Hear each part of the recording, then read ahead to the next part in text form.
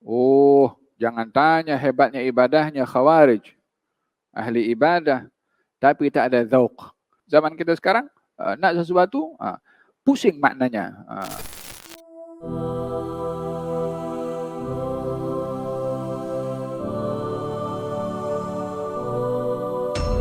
Itu hari ada siapa komen dekat Facebook, katanya apa nama, Bukhari pun tak hebat mana pun, dia kata. Pasal geng-geng yang banyak cakap ini hadis tak betul ke, hadis palsu ke. Pasal ini dalam hadis Bukhari banyak hadis tak betul juga, hadis dhaif. Masa ada satu ulama yang mengatakan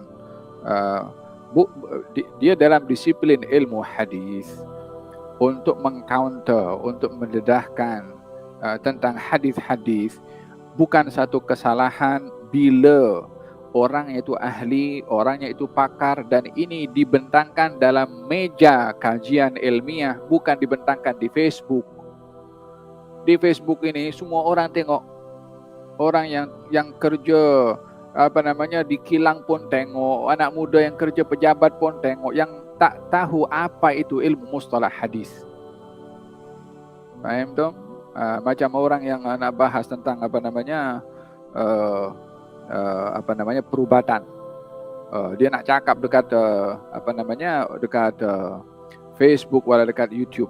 Boleh terus orang tu ambil pendapatnya, terus dia buat ubat sendiri macam tu. Mana boleh? Faham dong? Akhir zaman, agama menjadi alat untuk kepentingan agenda pribadi. Di zaman satu pemerintahan, saya ingat zamannya Harun al-Rashid, saya ingat, masa ditangkap beberapa orang-orang Khawarij. Ditangkap. Ini orang Khawarij, zikir kepada Allah, salat, ahli ibadah. Oh, jangan tanya hebatnya ibadahnya Khawarij. Ahli ibadah, tapi tak ada zauq, tak ada rasa pada ibadahnya. Hanya dilihat orang saja, nampak. Nampak zuhud, nampak.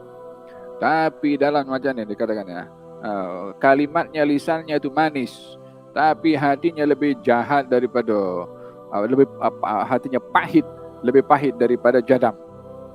Oh, la ilaha illallah Muhammadur Rasulullah. Katanya ketika mereka ingin menjatuhi hukuman, dia ketawa. Subhanallah, itu Khawarij ketika ingin dihukum bunuh, dia berzikir kepada Allah. Ya, dia berzikir kepada Allah Subhanahu wa taala, tak merasa menyesal dengan apa yang dibuat, justru mendakwa apa yang dia buat itu adalah satu perjuangan suci dengan atas nama agama.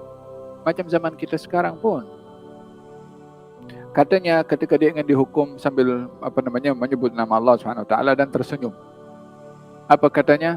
Kunna idza aradna syai'an ittakhadna lahu haditsan. Dulu, yakni semasa dia belum kena tangkap, kalau kami ingin sesuatu, ingin kami capai, kami bikin hadis. Siapa yang buat hadis? Ya orang berzikir tadi itu, tak merasa menyesal.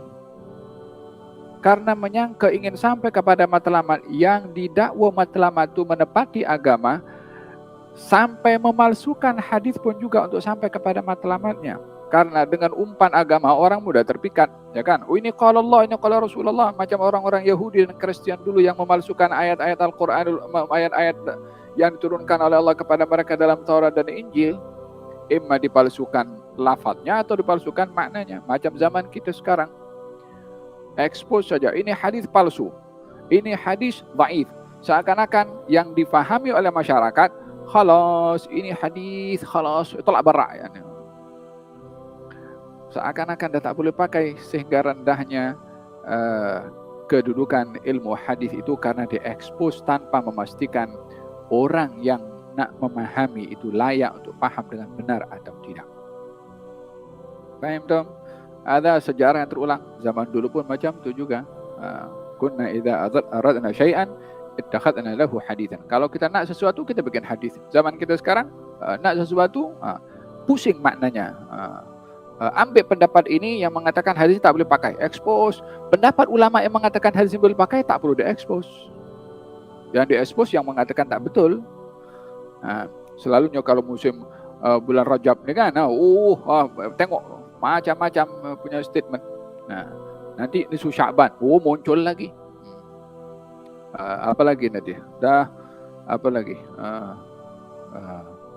Isra Mi'raj. Isra Mi'raj pun muncul lagi. Isra Mi'raj bukan bulan Rajab. Siapa kata bulan Rajab? Bukan malam 27 Rajab. Ya Allah, ambillah Isra Mi'raj bulan Syawal. Anggaplah bulan Syawal. Terus badan apa yang diadakan tuh? Ya baca salawat kepada Nabi, ya baca Quran, yang tazkirah. Subhanallah. Zaman yang pelik. Inna lillahi wa inna ilaihi raji'un. Hada zaman yang kita sedang.